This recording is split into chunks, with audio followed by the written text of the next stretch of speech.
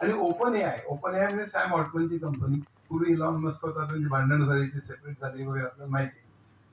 पण open AI आणि New York टाइम्सचा एक मोठा खटला तिथे सुरू आहे सध्या. कारण यांनी हे केलं, न्यूयॉर्क टाइम्सने खटला भरला की आम्ही जे पूर्वी वृत्त दिली होती त्या त्या बातम्यांचा, त्याला माहितीचा वापर करून तुम्ही छापलेलं आहे, तेव्हा कॉपीराईटचा भंग झालेला आहे असं म्हणून न्यूयॉर्क टाइम्सनी खटला भरला ओपन एआय.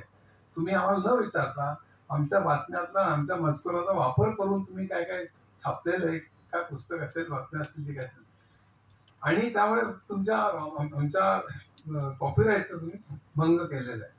आणि तो खटला खूप मोठा अजूनही चालू आहे. तर त्या खटल्यामध्ये सुचिर बालाजी नावाचा मनुष्य होता, तो भारतीय होता, तो ओपन एआय मध्ये काम करत होता. आणि त्यांनी न्यूयॉर्क टाइम्सच्या ओपन एआयच्या विरुद्ध न्यूयॉर्क टाइम्सच्या बाजूनी साक्ष देण्याचं त्यांनी जाहीर केलं की न्यूयॉर्क टाइम्सनी खरोखरच न्यूयॉर्क टाइम्स बरोबर आहे आणि त्यांचा डेटाचा वापर करून ओपन एआयनी हे सगळं काम केलेलं आहे, ते बरोबर नाही आहे असं स्वतः ओपन एआय मध्ये काम करत असलेलं सुचित बालाजींनी जाहीर केलं. त्यानंतर काही दिवसांनी त्याचा मृतदेह आढळला. आता त्याच्यावर मोठा गदारोळ चालू आहे.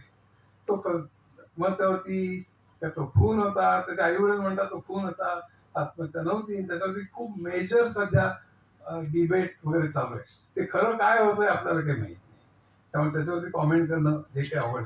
पण तो सुशील बालाजीचा मृत्यू हा एक गूढ आहे सध्या, आपण सोडून देऊ कसा झाला, काय झालं. पण एकंदरीत याच्यावरून खूप मोठ्या प्रमाणात कायद्याचं एक हे तयार होणार आहे की तुम्ही जर बातम्या तयार करता, चॅट जीपीटी वापरून काही करता, तर chat GPT itself uses a lot of material, आणि ते मटेरियलचा वापर करताना तुम्ही नंतर परवानगी न घेता तुम्ही जर तयार करत असेल तर कॉपीराईटचा भंग होतो का नाही, हे खूप महत्वाचं ठरणार आहे. तर मला असं वाटतं की एकंदरीत सगळी क्षेत्र ही प्रचंड मोठ्या प्रमाणात बदलणार आहे. मग उद्याचं डायग्नोसिस काय होणार, म्हणजे डॉक्टर काय करतील हा प्रश्न आहे. डॉक्टर नष्ट होणार नाहीत अजिबात, पण एआय प्लस डॉक्टर्स मिळून जे काम करतील ते प्रचंड चांगलं असेल. एआय प्लस वकील मिळून जे काम करतील ते एआय मुळे माणसं रिप्लेस होतील का, पूर्णपणे नाही.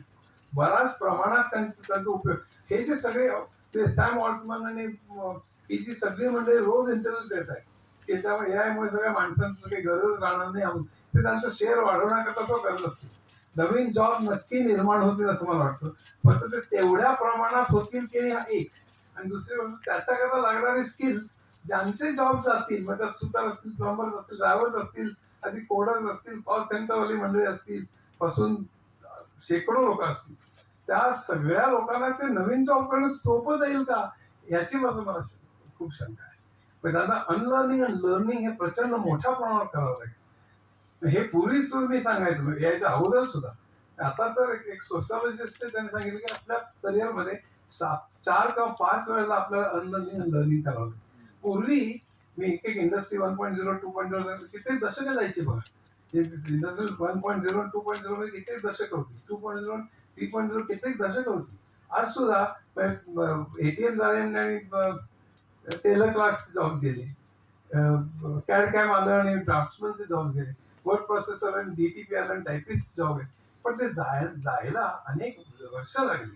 ते पुलंसारखं मी लागलो, स्टॅम्पाचं काय चिकटलो, नंतर रिटायर झालो, हे तर गेलंच तेव्हा. पण नवीन शिकायला, जुनं जायला एक 10 वर्ष 20 वर्ष, हळूहळू. आता ते इतक्या स्पीडनी होणार आहे की तुमच्या पायात तुम्ही ताबडतोब एका माणसाला आपल्या करिअरमध्ये 3 ते 4 वेळा किंवा 5 वेळेला जुनं विसरून नवं तुम्हाला शिकावं लागेल पूर्णपणे. आणि ते मानसिकरित्या त्याचा काय परिणाम होईल, तर सायकोलॉजिकली किती लोकांना ऍक्सेप्ट होईल, इंटेलेक्च्युअली किती लोकांना जमेल, हा एक खूप मोठा प्रश्न आहे. त्याच्यामुळे याचे तोटे पण खूप आहेत, ते सांगून मी थांबणार आहे. 3-4 महत्वाचे तोटे आपण लक्षात ठेवले पाहिजे. एक म्हणजे एआय मध्ये मुळे विषमता खूप वाढेल.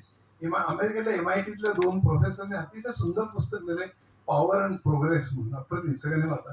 1980 पासून एआयच्या अगोदर, त्यावेळी एआय होता, न्यूरल नेटवर्क चालू होती, रिसर्च चालू होतं, पण आता जसं एआय तसं चालू नव्हतं. ते 1980 पासून आतापर्यंत जी सगळी प्रोग्रेस झालेली आहे, त्याचे सगळं इन्कम मिळालेलं आहे, त्यातला मेजर भाग हा फक्त वरिष्ठ 5-10% मिळालेला आहे आणि खालच्या लोकांना तो मिळालेला नाही. त्यांचे रिअल वेजेस स्टॅग्नंट आहे. अमेरिकेत सुद्धा रिअल वेजेस म्हणजे इन्फ्लेशन ऍडजस्टेड वेजेस हे अजूनही स्टॅग्नंट आहेत असं त्यांनी दाखवून दिलेलं सगळं. तर त्यामुळे